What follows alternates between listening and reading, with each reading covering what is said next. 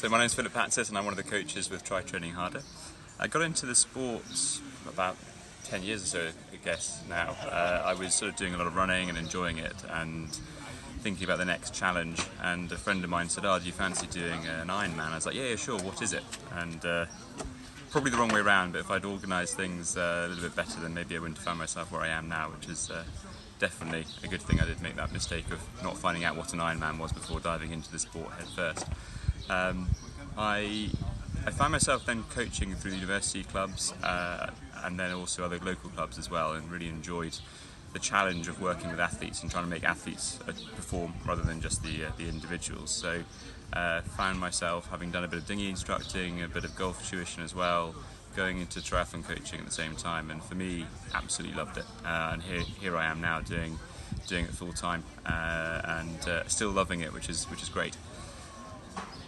For a bit of advice for any athlete who's looking at taking on the challenge of triathlon, I think that the key message I'd pass on to them is to be patient. It's a sport which takes a bit of time to get into. You need time to pick up the skills, both in swimming, very technical sport, cycling as well, but also the endurance of being able to do the three sports back to back and succeed at them. So my one bit of advice to anyone starting out in the sport would be as patient as you can, take your time, and you will find that through consistency the results will come as well.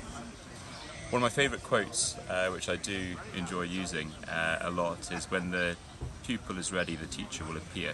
I think that's got a really poignant message for a lot of people, which is sometimes as a pupil or as an athlete, you've got to recognise that you need to be reaching out for help at the time when you're ready to hear it. And as a coach, you also need to remember that you need to be able to impart knowledge, pass on that information, but only to people who are ready and waiting to receive it. You can't always change anybody. You shouldn't necessarily always change people when you start working with them.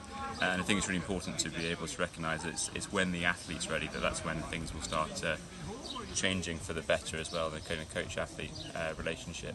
And my style of coaching is very much athlete-led, and that sounds quite standard, typical across any athlete or any coaching kind of body, but I do feel that the athlete leads the conversations, the athlete leads the direction of what they're trying to do, the athlete leads even the race direction of what they're trying to do. Of course, the coach is there to offer advice and offer help, either in race selection or strategy and tactics, and clearly there's an element of coaching to improve someone's performance, but bluntly and very explicitly, the athlete has to want to do this.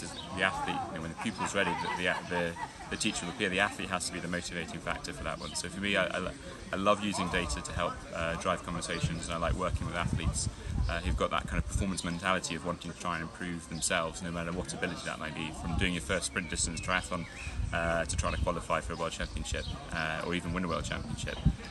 Thankfully, I've been fortunate enough to work with people in all those areas, and it's always exciting as long as the athlete's wanting to try and improve.